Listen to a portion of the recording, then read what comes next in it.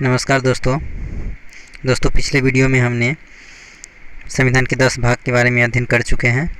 अगर आप नहीं देखे हैं तो हमारा वो वीडियो जाके देखिए, डिस्क्रिप्शन में लिंक दिया हुआ है। और आज बात करेंगे शेष 12 भागों के बारे में। तो चलिए स्टार्ट करते हैं।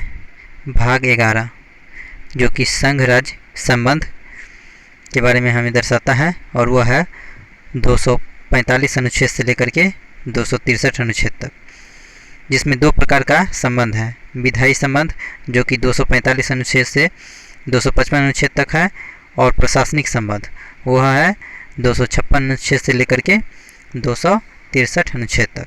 तो इस तरह से हो गया भाग 11। भाग 12 में हम देखेंगे तो यहाँ पे है वित्त, संपत्ति, संविदाय और वाद। यह हम देखते हैं तो इसको 264 अनुच्छेद से लेकर के 300 अनुच्छेद तक वर्णित किया गया है। तो ये होगा आपका भाग 12, जिसमें है वित्त।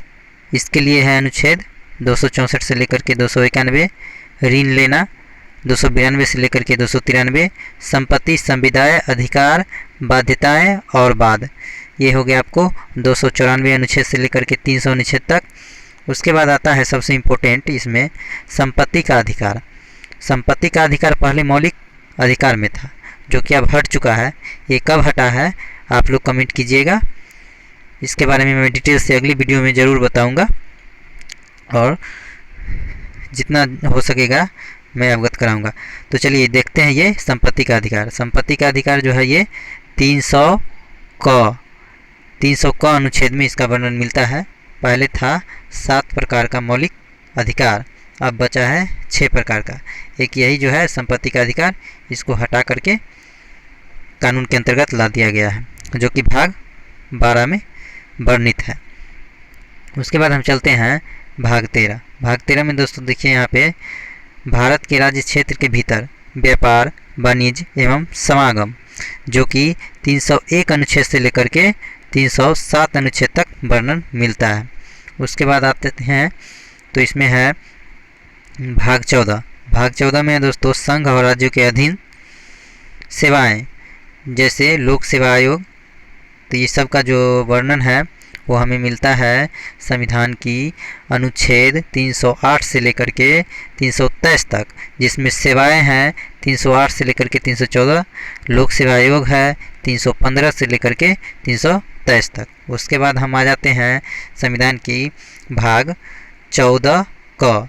14 क में है अधिकरण, जो कि 323 क से लेकर के 323 ख तक वर्णित है।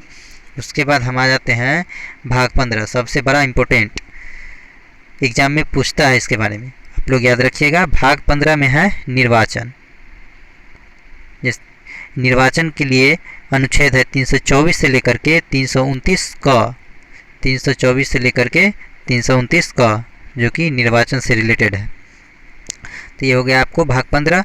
उसके बाद अगला आते हैं, हम आगे आते हैं तो देखते हैं भाग 16। भाग 16 में है दोस्तों कुछ वर्गों से संबंधित विशेष प्रावधान, जैसे कि SC ST OBC आयोग। ये सभी को हम देखते हैं तो इसमें है 330 अनुच्छेद से लेकर के 342 अनुच्छेद तक इसका वर्णन हमें मिलता है। उसके बाद हम आते हैं भाग 17। भाग 17 में है दोस्तों राजभाषा। दोस्तों याद रखिएगा, बड़ी ही कन्फ्यूजन रहती है इसमें राजभाषा और राष्ट्रभाषा में। तो ये आप याद रखिएगा, राष्ट्रभाषा नहीं होता है, राजभाषा होता है, जो कि अनुच्छेद 343 से लेकर के 351 तक वर्णित है। जैसे संघ की भाषा 343 से लेकर के 344। उसके बाद आते हैं प्रादेशिक भाषाएं, जो कि 345 से लेकर के 347।